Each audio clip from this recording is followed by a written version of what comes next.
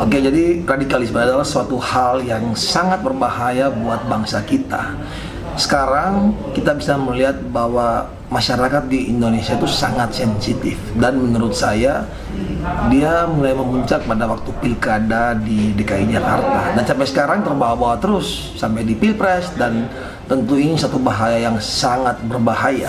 Radikalisme itu alat untuk membiarkan, atau isu radikalisme itu dihidup-hidupkan untuk mengadu domba rakyat kita, sehingga kaum oligark, kapitalis yang rakus, ya, yang didukung oleh kekuasaan-kekuasaan efektif bisa mengeruk kekayaan kita seluas-luasnya karena rakyat diadu domba dan tidak peduli dengan itu.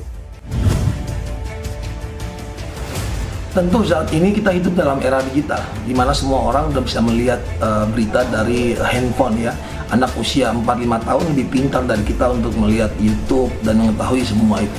Yang paling pertama, tugas dari Kominfo ya, itu penting sekali. Kenapa? Karena biar bagaimanapun juga kalau dia tidak mampu menyaring semua itu, dan berita yang disebar di seluruh Indonesia ini gampang diakses, tentu ini akan menjadi bahaya yang sangat berbahaya banget nanti ke depan ya, karena semua orang sekarang lebih banyak melihat sesuatu by gadget ya.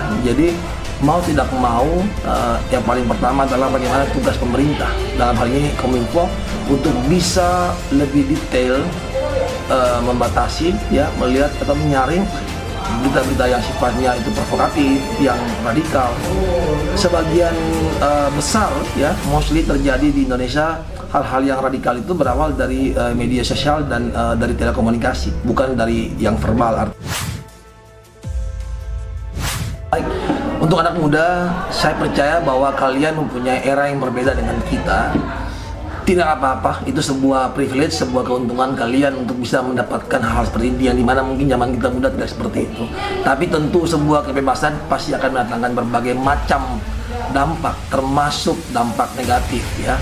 Jadi sebisa mungkin lebih bijak ya, menilai, menonton, dan jangan langsung terpengaruh dengan hal-hal yang sifatnya provokatif. Bahkan informatif pun juga belum tentu sesuai dengan apa yang real di lapangan. Sehingga sebagai anak muda, kalian harus lebih bijak untuk melihat kalau mungkin ketidakmampuan Kominfo untuk bisa mengangkat semua hal-hal yang sifatnya konten radikal, konten yang berbahaya. Tapi kalau kalian bisa lebih bijak, maka kalian bisa mengatasi dari kalian, dan jangan terpengaruh terhadap semua pengaruh-pengaruh yang bersifat memperjuangkan akidah atau agama atau apapun itu, apalagi itu untuk mengganti Pancasila, menghancurkan kehidupan bermartabat dan hubungan baik yang selama ini sudah terjadi dari zaman nenek moyang kita. Ya, harapan saya kita jujur, jangan kita piara, jangan kita simpan itu menjadi stakeholder yang membuat menjadi semacam ada kerjaan. Kalau itu diberantas semua, sebetulnya sudah selesai.